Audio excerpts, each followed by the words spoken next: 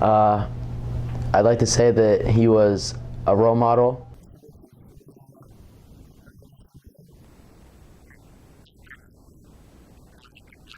Mr. Riches was an excellent teacher. He was an excellent baseball coach. He helped the program out quite a bit. September 20th, 1987. Mark Riches was born in Chemong, New Jersey. He attended Seneca High School, and as a junior in 2005, his team won the state championship in baseball. During that season, his batting average topped out at .380.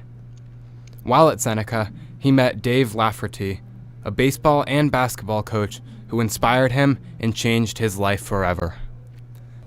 Riches was not just a baseball coach. He also did a lot for the school off the field.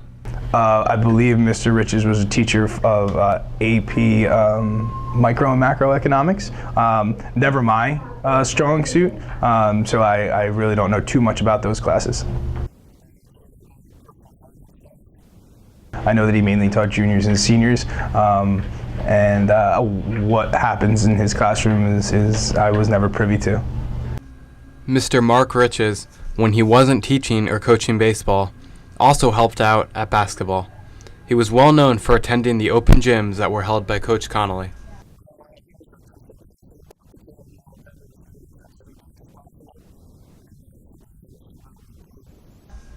When asked about Coach Riches' play at the open gyms, Coach Connolly replied, quote, "He struggled to score at open gyms," end quote.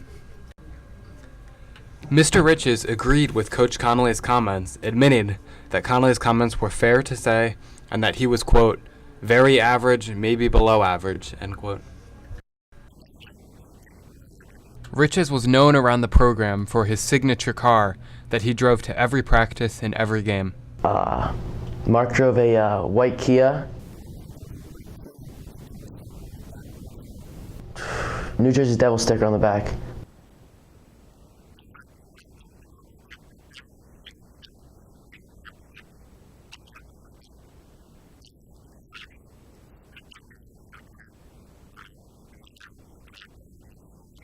I believe license plate was CKL 5W9.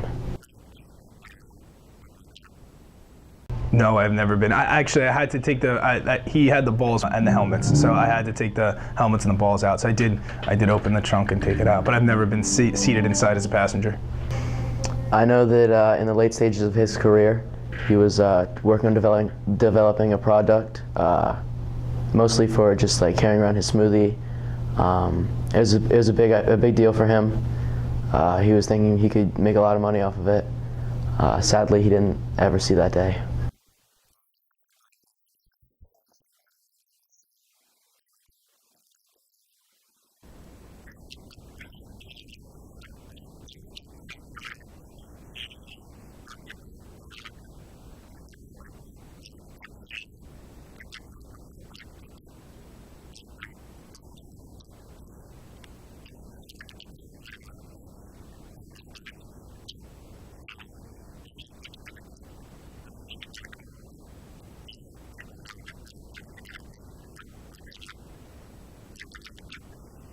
Mr. Riches was very keen on taking handwritten notes, so he would write down thoughts, he would write down suggestions, he would write down ideas to really personalize his conversations with the team. Sometimes those notes were quite extensive, and sometimes his personalization of the comments were a little elongated, but that's a one strategy that some people use to recall their thoughts and make suggestions. I believe he was just looking out for everyone on the team, just trying to make everyone better as a player and as an individual. Not all players were fans of Mr. Riches' note-taking methods.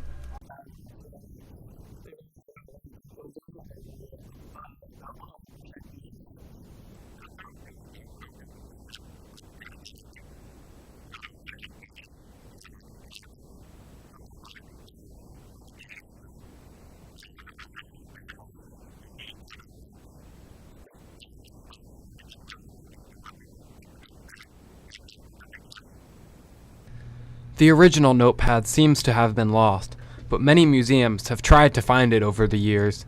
including the prestigious Morris County Freshman Baseball Hall of Fame and Museum, who inducted Mark on January 10th of 2017. But even a legend is still not immune to tragedy.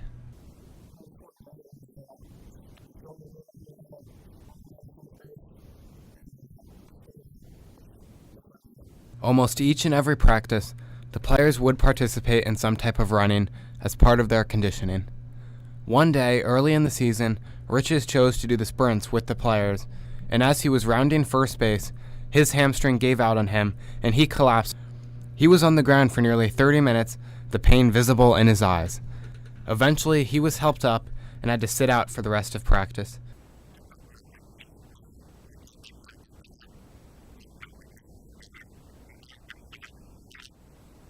Rich's hamstring never fully recovered, so after a game or a practice on any given day, Riches would be found walking laps around the field in an attempt to heal it. Despite his injuries, Mark would still tough it out and try to help the team. The Morristown Colonial freshman baseball team played their first game of the year on April 1st, 2016. The team was excited and confident and awaited a long bus ride to Montville. As the bus ride progressed, the team began to get rowdy, but Mark Riches restored order and calmed everyone down.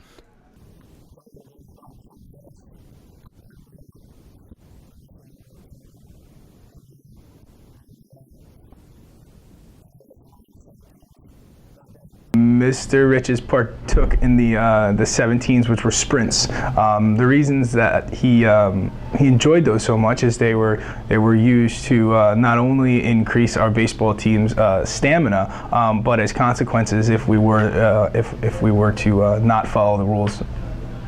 The season got off to a rocky start, as in the third inning of the first game, first baseman and three-hitter David Williamson was in the middle of a swing and his knee gave out on him.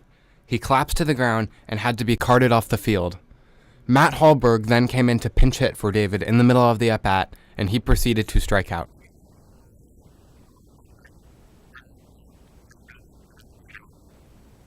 The worst part about David's knee injury was that the game was rained out. His injury didn't even occur in a real game. The freshman Colonials cruised the regular season, losing just 2 games, and earned the number 1 seed in the 16-team single-elimination playoff bracket.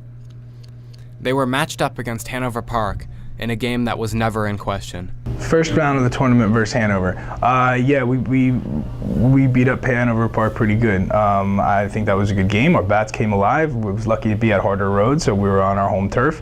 So that was a very good way to start off our tournament. The Colonials won 10-0 in the minimum 5 innings due to the mercy rule. They advanced to play 8-seed Mendham, a team they barely beat in the regular season. In the quarterfinal, the Colonials faced off against Mendham at Harder Road. In the bottom of the first inning, Morristown was able to score 4 runs to take a commanding lead. From there, they used dominant pitching to close out the game, and they finished with a 5-0 win. There was a controversial moment in the game as on a routine fly ball to outfielder Steve Bergman, fellow outfielder Andy Bergeron and him did a planned handshake in the middle of the inning. Coach Palecchio chuckled, while Coach Riches allegedly was very upset with these actions. I remember that it happened. I don't specifically remember how, what their handshake entailed, but I do remember them, doing their thing in the middle of the game. Yeah, definitely. In the semifinal, Morristown was playing number 4 seed Montville, a team they had already beaten twice, each time by 1 run. They fell behind early and trailed as late as the 5th inning, but the Colonials were able to pull off the win with a late inning rally. During all of this, the Colonials were missing an important piece to their team. This wasn't a star player, this was All-State first base coach Mark Riches. The practice before the game, the team was informed by Riches that he was going to a wedding in Colorado. Yeah, then I was definitely in Colorado. There was speculation about what Riches was doing, but the team was able to fight through without him. The final test for the Colonials was number 2 seed Madison. This game was played at Gardner Field in Denville under the lights with a 7 o'clock start time. Before the game even started, there was already controversy. Mark Riches was not announced as a coach from Morristown. So they called all of the players' names, even the injured, along with like me and David. Then they announced the coaches, and Mr. Palecchio walked out on the field proudly. They are coached by Bobby Palecchio.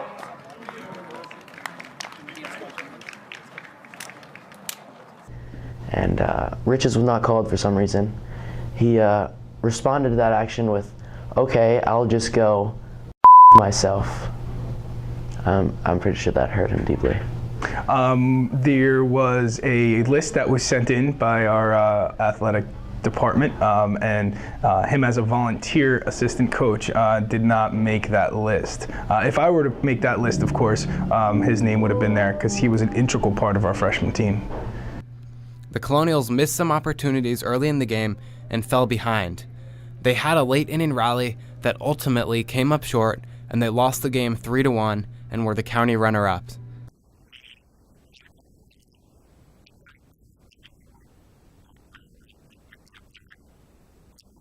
It was a very close game. We made some errors in the game. Our bats didn't really come alive when they should have in the sixth and the seventh. But you know, it was tough to take that second loss to Madison. It's pretty depressing out here, man. It's bad. It's bad. We were all very disheartened. After the loss, with the team in despair, Riches said one line that still haunts him forever. He proclaimed, "This is the best thing that could have happened to us." He was pleased with the message in which he sent, but the team was not so happy with his comments.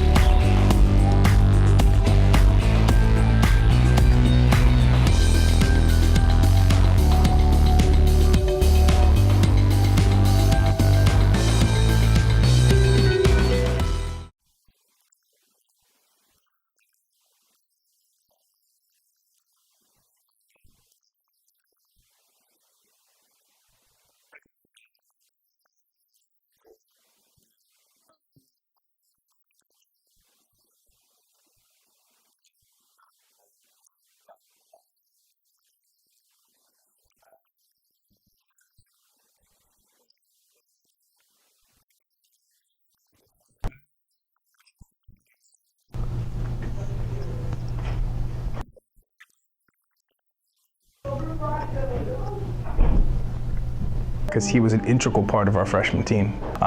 Sometimes those notes were quite extensive, and sometimes his personalization of the comments were a little elongated. Partook.